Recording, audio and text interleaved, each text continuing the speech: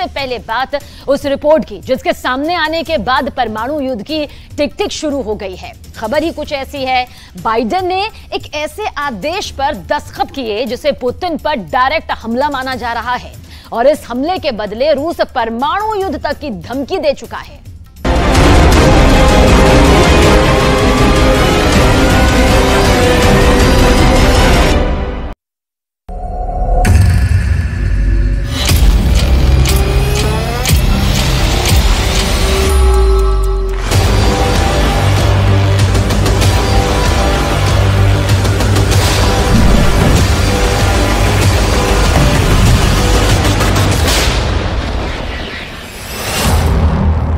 क्या अमेरिका का white house परमाणु युद्ध का कारण बनने वाला है?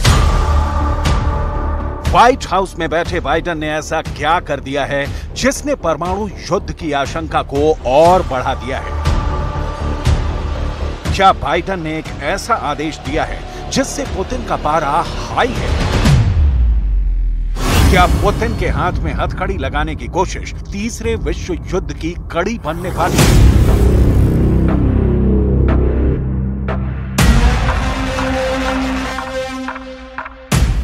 क्या पुतिन के खिलाफ अरेस्ट वारंट परमाणु युद्ध की वजह बनने वाला है?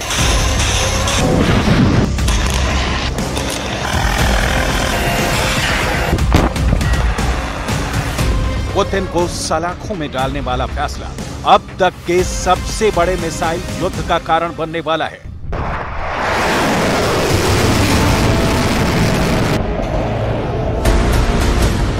खबर है कि अमेरिका के राष्ट्रपति जो बाइडेन ने अपने प्रशासन को पुतिन के खिलाफ सबूत जुटाने के काम पर लगा दिया है। बाइडेन ने आदेश दिया है कि व्हाइट हाउस प्रशासन आईसीसी के साथ उन सबूतों को साझा करना शुरू कर दे जो अंतर्राष्ट्रीय आपराधिक न्यायालय यानी आईसीसी में रूस के कथित युद्ध अपराधों को साबित करे। हालांकि पेंटागन बाइडेन के इस कदम का विरोध कर रहा था और उसने निजी तौर पर तर्क दिया था कि अमेरिका का ऐसा करना उसे खतरे में डाल सकता है, क्योंकि रूस ने चेतावनी जारी की है कि अगर पुतिन के खिलाफ कुछ भी गलत किया गया तो परमाणु हमला तय है। जब से इंटरनेशनल क्रिमिनल कोर्ट ने रूस के राष्ट्रपति व्लादिमीर पुतिन के खिलाफ अरेस्ट वारंट जारी किया है, उसके बाद एक से बढ़कर एक बड़ी धमकियां सामने आ रही हैं। धमकी ये कि क्रेमलिन के मेन गेट पर जैसे ही पुतिन के नाम का अरेस्ट वारंट चस्पा होगा, इंटरनेशनल क्रिमिनल कोर्ट पर मिसाइलों की बरसात हो जाएगी। पुतिन के खिलाफ गिरफ्तारी का वारंट तीसरे विश्व युद्ध का ट्रिगर पॉइंट है। रूस के पूर्व राष्ट्रपति दिमित्री मेदवेदेव ने द हेग के इंटरनेशनल कोर्ट पर मिसाइल अटैक की धमकी दी है। दिमित्री मेदवेदेव रूस में व्लादिमीर पुतिन के सबसे करीबी नेताओं में से एक है। दिमित्री मेदवेदेव रूस की सुरक्षा परिषद के उपाध्यक्ष हैं। रूस में पुतिन के बाद नंबर 2 की हैसियत रखते हैं। ऐसे में हेग के इंटरनेशनल कोर्ट पर मिसाइल अटैक की धमकी अपने आप में बहुत बड़ी हो जाती है।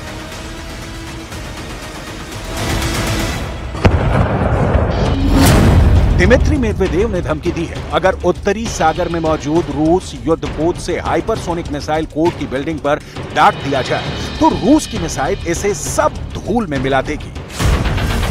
इंटरनेशनल क्रिमिनल कोर्ट के प्रोसिक्यूटर करीम खान ने दावा किया है कि अगर पुतिन रूस से बाहर निकले तो उन्हें हिरासत में लिया जा सकता है। सवाल है, रूस के राष्ट्रपति को आखिर गिरफ्तार कौन करेगा? कौन सा देश ऐसा कर रूस से सीधे दुश्मनी मोल लेगा? क्योंकि रूस वारंट के आने के बाद ही धमका चुका है। वारंट तीसरे विश्व युद्ध का बुलावा लाया है। रूस का कहना है कि वो इंटरनेशनल क्रिमिनल कोर्ट के फैसले को नहीं मानता। उसके लिए आईसीसी का वारंट सिर्फ पूरा कागज है, लेकिन इस हिमाकत का जवाब परमाणु हमला भी हो सकता है। इस बीच अरेस्ट वारंट को लेकर रूस के ब्रॉडकास्टर आरटी और रूसिया सेगोडनिया की प्रधान संपादक मार्गरेटा सिमोनियन ने बहुत बड़ी धमकी दी है। मार्गरेटा सिमोनियन ने अपनी चेतावनी में कहा है, मैं एक ऐसा देश देखना चाहती हूं जो द हेग के तहत पुतिन को गिरफ्तार करे। लगभग 8 मिनट में रूस की मिसाइल ऐसे किसी भी देश तक पहुंच सकती है।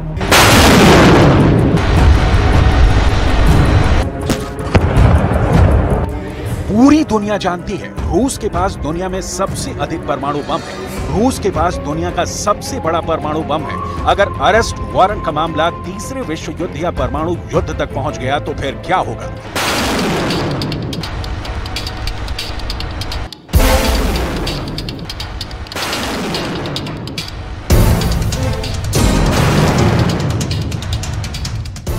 रूस कैसे इसका आगाज करेगा, इसे जान लीजिए।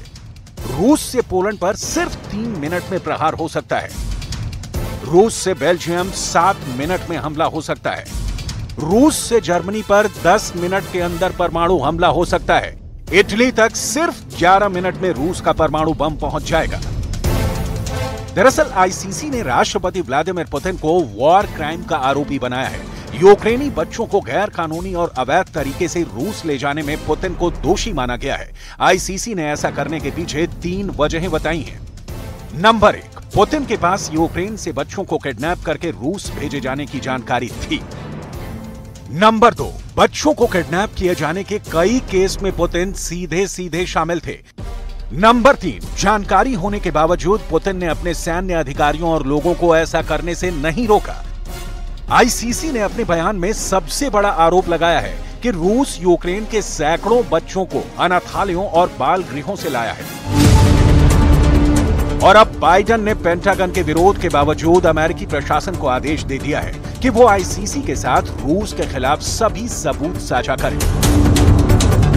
अमेरिका का यह कदम परमाणु युद्ध को दावत दे सकता है, क्योंकि रूस पहले से ही कहता आया है कि अगर पुतिन के खिलाफ साजिश रची गई तो उसका जवाब होगा परमाणु हमला।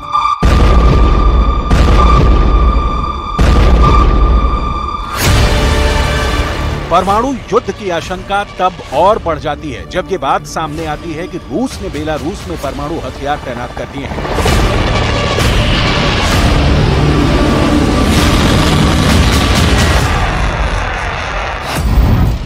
सवाल है कि क्या दुनिया के दूसरे परमाणु युद्ध का वक्त आ गया है? क्या दुनिया में दूसरी बार परमाणु युद्ध को अंजाम देने का खाका खिंच गया है?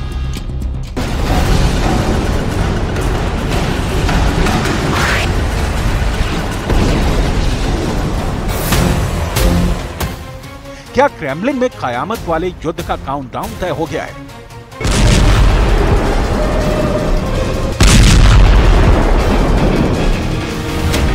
क्या पुतिन ने परमाणु युद्ध की फाइल पर अपना फाइनल फैसला सुना दिया है? पुतिन के टॉप सलाहकार का कहना है रूस परमाणु हथियारों के पहले इस्तेमाल के लिए तैयार है। परमाणु हमले की शुरुआत करने में रूस को कोई परेशानी नहीं है। परमाणु हथियारों का पहला प्रयोग रूस के लिए उचित है। व्लादिमीर पुतिन के इस टॉप सलाहकार की परमाणु युद्ध को लेकर हां कहना बहुत बड़े खतरे की आहट है, क्योंकि दावा किया जाता है कि इसी टॉप सलाहकार के कहने पर पुतिन ने यूक्रेन युद्ध की शुरुआत की थी। परमाणु युद्ध को हां कहने वाले पुतिन के इस प्रमुख सलाहकार का नाम है सर्गेई कारागानोव।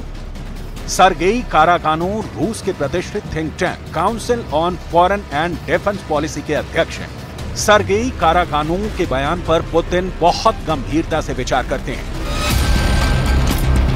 सर्गेई कारागानोव की सलाह पर पुतिन कितना तवज्जो देते हैं, इसकी जानकारी यूक्रेन युद्ध से मिल जाती है। माना जाता है कि यूक्रेन के खिलाफ स्पेशल ऑपरेशन की शुरुआत करने की सलाह देने वालों में सर्गेई कारागानोव सबसे आगे थे। और अब परमाणु युद्ध को लेकर पुतिन के इस टॉप एडवाइजर का कहना है कि दुश्मन को पता होना चाहिए कि हम वैश्विक थर्मोन्यूक्लियर युद्ध में गिरावट को रोकने के लिए हमला करने के लिए तैयार हैं। सर्गेई कारागानोव ने परमाणु हमले की बात अपने एक लेख में किया है। इस मुश्किल लेकिन जरूरी फैसले शीर्षक वाले अपने लेख में सर्गेई कारागानोव ने लिखा है, सभ्यता को समाप्त करने वाले परमाणु युद्ध को रोकने के लिए रूस को परमाणु हथियारों के उपयोग की सीमा को कम करने और एक छोटे नियंत्रण योग्य हमले की शुरुआत करने पर विचार करने की आवश्यकता है, जो नाटो गठबंधन को विभाजित करेगा और सुनिश्चित करेगा कि रूस यूक्रेन के खिलाफ विजयी हो। साफ है, पुतिन के इस टॉप सलाहकार का कहना है कि रूस को यूक्रेन के मददगार नाटो देशों पर परमाणु हमला करना होगा, भले ही वो हमला टैक्टिकल परमाणु हथियारों से क्यों न किया जाए। सर्गेई काराकानोव का कहना है कि पश्चिमी देशों की यूक्रेन को मदद बंद करने की इच्छा को तोड़ने का एकमात्र तरीका कई देशों में कई ठिकानों पर परमाणु हमला ही है।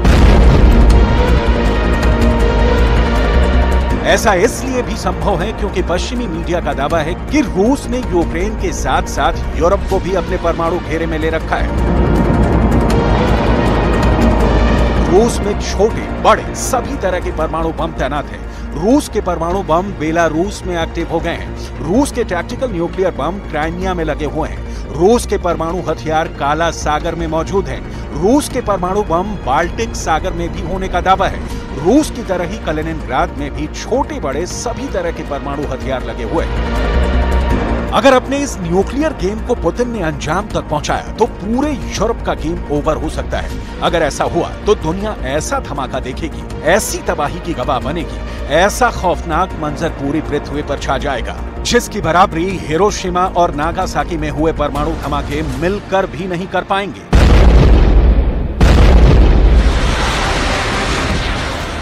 रूस की सैन्य थॉट पत्रिका के लेख में दावा किया गया है कि अमेरिका रूस पर परमाणु हमला करने का फुल प्रूफ प्लान तैयार करके बैठा है। अमेरिका ने ऐसा इसलिए किया है क्योंकि अमेरिका को लगता है कि रूस ही वो देश है जो उसके वैश्विक प्रभुत्व को मिट्टी में मिला सकता है।